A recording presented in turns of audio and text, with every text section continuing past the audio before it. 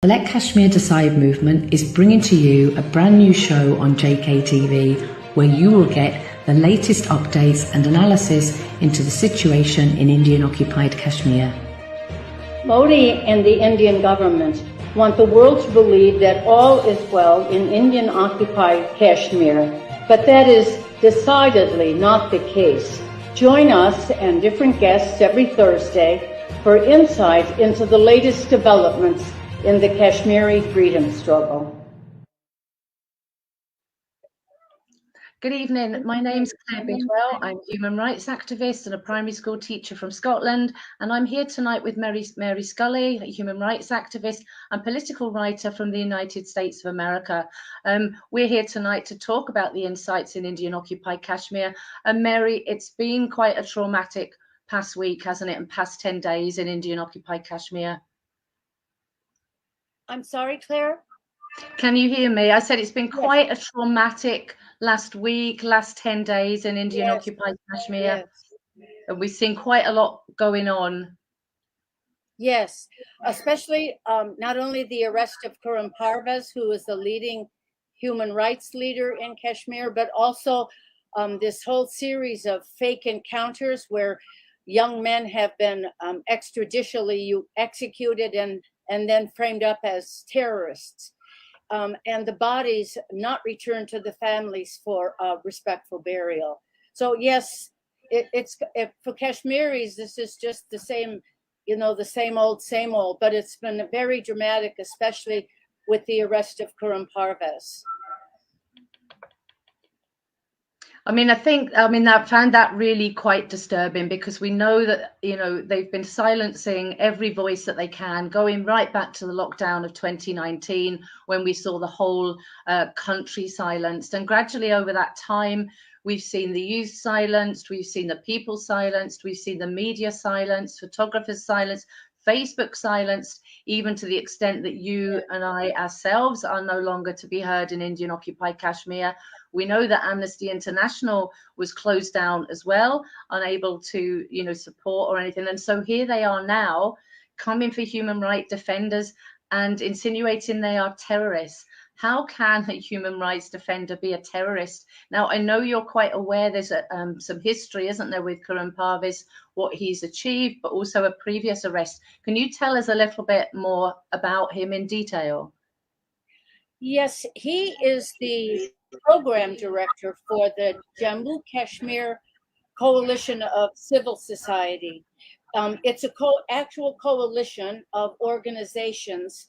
One of them is the Association for Parents of Disappeared Children, the organization of Parvina Ahangar. There are several other organizations that belong to this coalition. It was founded in 2020 by Parvez Imraz, who is a human rights lawyer of considerable importance, who has filed thousands of cases on behalf of families for their disappeared children, or children who have been incarcerated without any legal justifications under the Public Safety Act, which is a colonial regime. It's an act carried over from the British Raj, which India uses now, not just in Kashmir, but in other states where there is dissidence against its rule. So this coalition was formed in 2020, and it's an extraordinary organization. I've learned immensely from it. What they have always done is they investigate. They have investigators, staff. They investigate forced disappearances, mass graves, the numbers of those who have been, especially youth, of those who are arrested and put into the under the Public Safety Act, where they can be put under for an indefinite period without charge, and they can be put in prisons and are put in prisons hundreds of miles away from Kashmir in India. So they investigate that. They investigate the sexual crimes against women, the torture of Kashmiri political prisoners, including the torture and the sexual torture of children I would say the majority of Kashmiri political prisoners are boys and men. So this is a very devastating thing, and there's no accounting. There have been thousands arrested just in the time that I've been involved with the issue of Kashmir. Thousands during the 2016 uprising, including Khurram Parvez himself under the Public Safety Act. And there hasn't been a real accounting of what has happened to those boys and young men. There have been thousands arrested in protests since then. And in the 2019 lockdown, there were Indian human rights groups that traveled to Kashmir to do investigations of, and there were thousands then of young boys being taken in nighttime raids and being hauled in under the Public Safety Act. And there's no accounting. What happened to those boys and men? Where are they? Are they lost in the gulag? Were they tortured? Have they been released to their families? Did they suffer any long-time health or psychological consequences?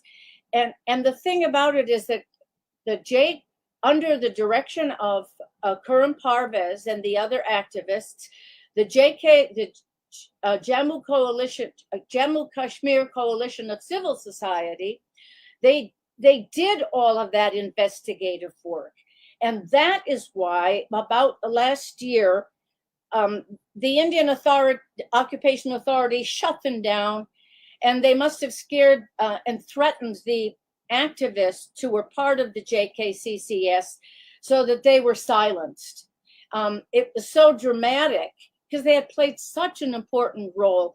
You can still, it hasn't been shut down yet, you can still go to their website, jkccs.net, and you can access many of their reports, their long reports on these issues of forced disappearance and the arrest under the Public Safety Act and sexual violence. So they remain an absolutely essential resource on those crimes. And that has been silenced. And the arrest of Khurram Parvez in 2016 and now again, and now they've taken him to a prison in Delhi. I don't know if it's Tihar, but he's in a Delhi prison. That arrest is really to shut down the work that the JKCCS did. So what they did is defend all of the thousands of political prisoners. And now that work has been silenced. And there's no one to defend those prisoners. Very terrifying.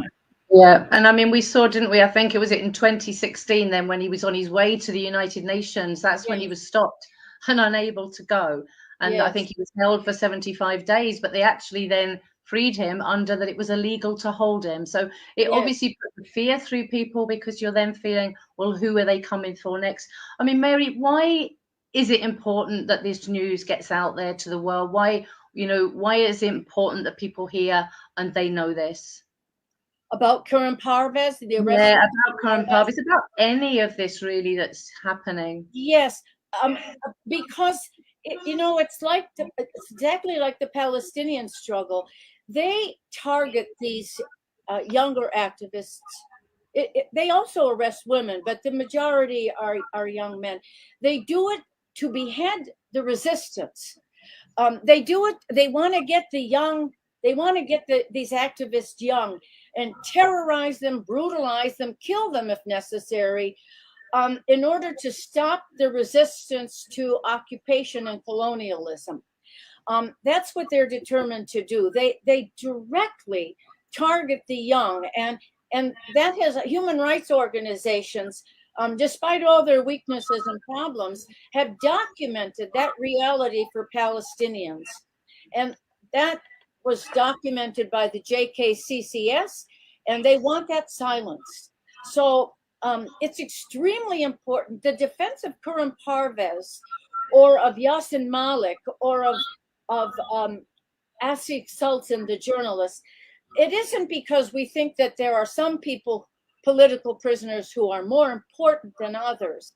It's because those were the activists who led the campaigns to defend the other unknown political activists, the thousands of young boys who were arrested for stone pelting, young working class kids who were picked up as protesting, the kids that were pulled out of their homes in these midnight raids on the homes and disappeared. God knows where they are. God knows if they even know, if India even has an accounting of where these young boys are in the Gulag, because there were reports during the 2019 shutdown that afterwards that some of the families were told that their sons were released and they didn't have their sons. They didn't know where their sons were. India didn't know where their sons were. So somebody needs to have an accounting. Where are those kids? What happened to them? Have they been killed? Were they tortured? Are they still buried in the Gulag? And the reason we defend people like Khurram Parvez is because of the central role he played in making those political prisoners an issue, in documenting, investigating, and exposing and demanding that India release them. So that's why they're important. They're not important because they're better off, or they're more educated, or they're better looking. They're being defended simply because they play a vital role in the defense of all political prisoners. Yeah, absolutely. Yeah, and I saw an interview with him just last night where he was discussing the fact that he will be, he'll be accused of supporting Pakistan, and he's been accused of supporting India because he stands up for the human rights everywhere. Yeah. And so he's obviously by India seen as a threat, that he's raising that. So Mary, we focused on Khurram Parvez tonight, but obviously we're aware of, you've brought up all the things that Khurram Parvez has exposed and has been able to try and get his voice out there, which is one that has now been silenced.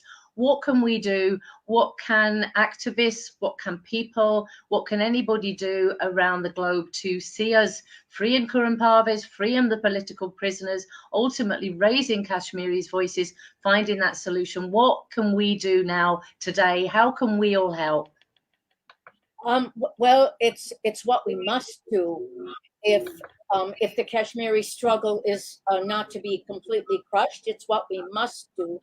The Let Kashmir Decide coalition is going on an all-out campaign to defend Khurram Parvez, along with the other political prisoners, along with Asif Sultan, Yasir Malik, and all of the thousands of stone pelters and journalists and activists and protesters. We're all on an all-out campaign.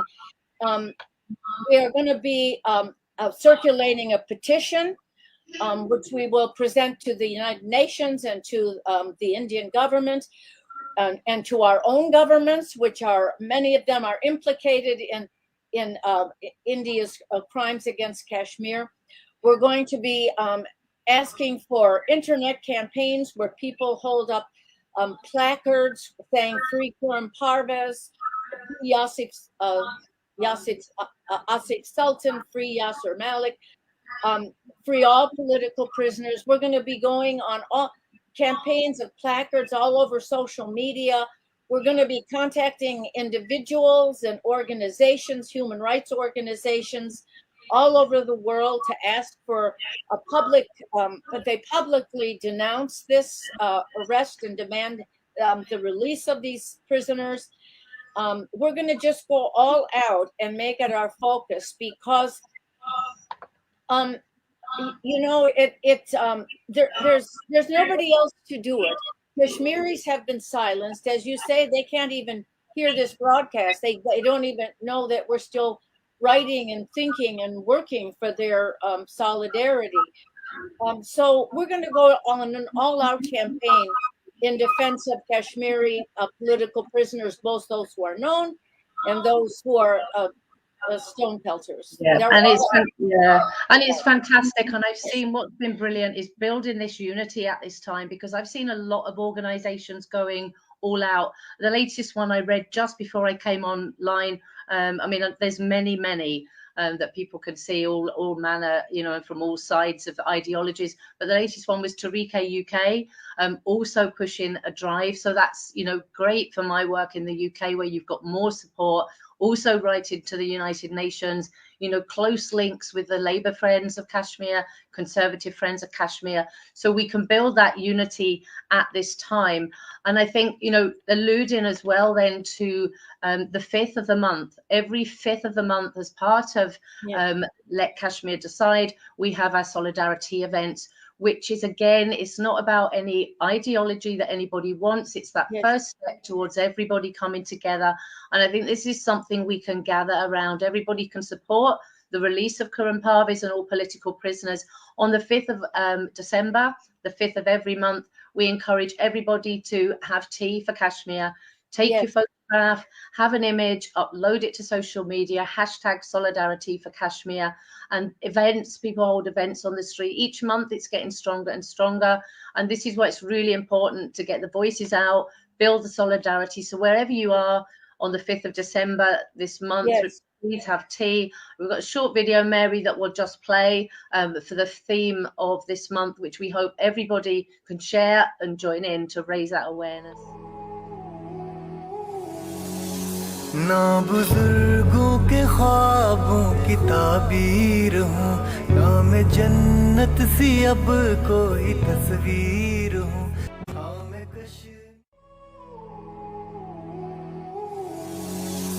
ना बुजुर्गों के ख्वाबों की ताबीर हूँ, ना मैं जन्नत सी अब कोई तस्वीर हूँ, हाँ मैं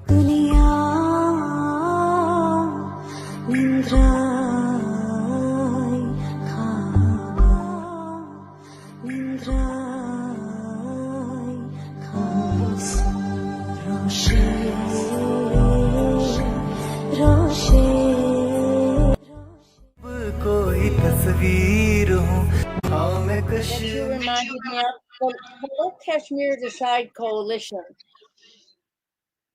the movement that's united. Regardless of all the political differences we have, we want to unite around the things which we agree on. And one of the things that we all agree on, bar none, is the immediate release of all political prisoners. And so we think that it's a very unifying and uniting thing for us to be able to work with organizations with whatever view they have about Kashmir and Pakistan and India, that we can all agree that on the immediate release of all political prisoners. No, absolutely. And I know that there are demonstrations happening this weekend for Kurram Parvez. There's a vigil in Trafalgar Square in London on Saturday, 2 o'clock to 5 o'clock. Please share that word. There was a protest down in Birmingham for him today. There are other ones. I mean, good old Google is great, reliable source. Typing in there for the protest for Kurram Parvez. We have a petition on change.org. So again, free Kurram Parvez. Find the petition, please, sign it, share it, and send it round. Your voice does matter. Your voice does count. It really is important. So I think, Mary, that probably brings us towards the end of our first show today, where we will look at insights into Indian occupied Kashmir, why it's happening, what's happening, how we can solve it as well in going forward. So thank you very much. I've enjoyed talking with you, and thank you so much for everything you've shared. Thank you. And thank you everybody out there for listening. Please join us again. Thank Good you. night.